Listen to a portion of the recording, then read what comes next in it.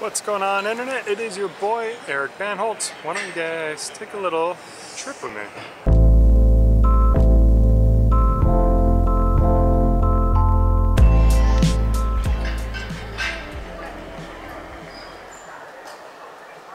I am in the Houston airport, walking around on my way from Austin to Des Moines, going for a little family trip for the holidays. So if I'm not posting as much, that's why. But I want to talk a little bit about the importance of travel and why you should consider integrating it into your life.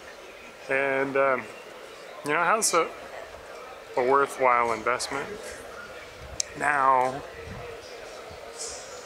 when I grew up, I was not always big into traveling. It was not a big thing for me. I typically didn't see an investment in, didn't see the appreciation of other cultures and other ways of living. And it probably wasn't until I met a friend in college from Japan who taught me, or just invited me to his house in Japan after graduated college. And I hung out with him for about 3 weeks and fell in love with Tokyo, fell in love with Japan. Just had a great time there and really started to, that was my first big international trip where I got to experience culture completely different than what I was adjusted to. Now, in today's world, travel is cheaper than it's ever been. You can literally fly around the world for, I mean, it's not unaffordable or unattainable. It's pretty expensive at times, like a few $100. You do have to save up for it. But relatively speaking, if you look at this 100 years ago, a couple hundred years ago, the idea of traveling across the world was not even a thought. So just for instance, I'm going to Rome. Plane tickets were $450 to fly a quarter way around the world. Unbelievable. Now, I talked a little bit about this in my consumerism video, that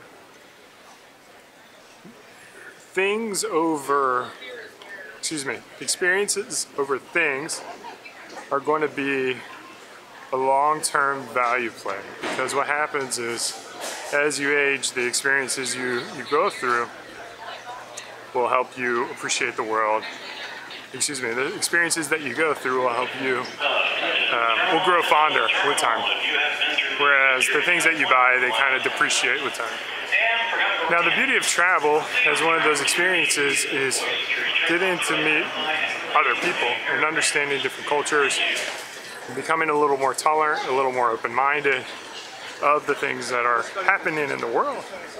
And no longer you become, if you're in America like me, like an ignorant American who is just kind of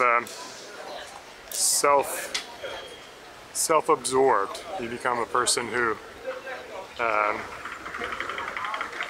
can just appreciate different backgrounds. You can appreciate and be patient when you run into new people and helpful, and you'll find that it doesn't really matter where you go in the world. People are incredibly nice and hospitable in their own different ways. But I've always found that wherever I go, people are smiling, they're warm, they're welcoming. And granted, there's some, shady areas or less than desirable areas, but people are great, man. People are great. Another thing about the world is, like, the news will report a lot of negative things going on. And it's easy to get wrapped up in those things. It's easy to think that the world's getting worse and worse if you watch a lot of media or you watch a lot of negative commentaries. But I was on Twitter the other day that talked about extreme poverty, and that's poverty less than $1.90 per day, has gone down to like less than 10%, whereas about 150 years ago, 200 years ago, it was about 90% of the population.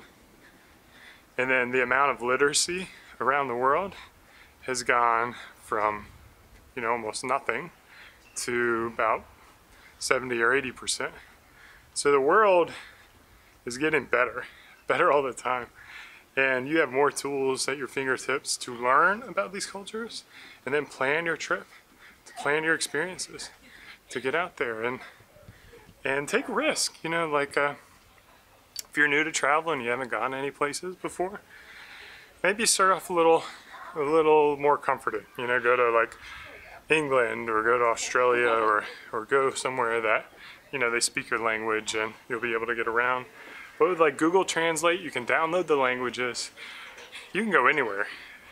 You can speak any language, and the people there will be able to pull out your phone and just start having a conversation. Now, it's not going to be like having a conversation with your friends, but you're going to be able to navigate what's going on. You're going to be able to understand,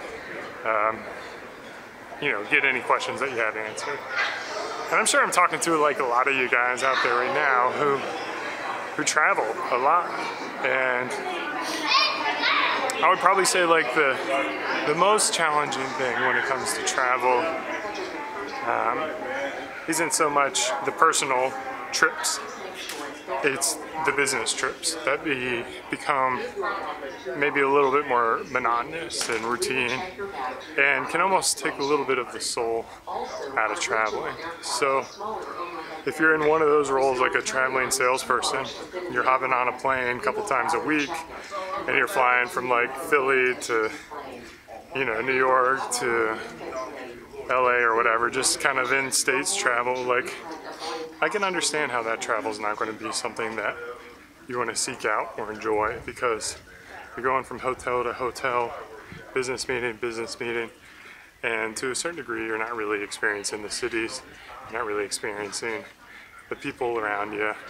And I mean, if you like flying, it's cool. I'm not saying not do it, but don't let that be your interpretation of what travel should be for you guys. So, I don't know, my favorite places to go. I went to Amsterdam, really loved that. Barcelona, it's a wonderful place. Tokyo holds a warm spot. Valparaiso in Chile is another place that I loved. And then some places that have their own unique charm but aren't my favorite. India is an incredible experience to check out. Where else? And then I've done like Jamaica, Bahamas. I'm still waiting to get to Africa. I have not made my trip there. I would love to find a way to get into Africa. That's really my last remaining continent. That and Antarctica. So I guess last two remaining continents. And yeah, man, just so many good experiences. So, appreciate the views as always, appreciate the walk. Cheers, and walk on.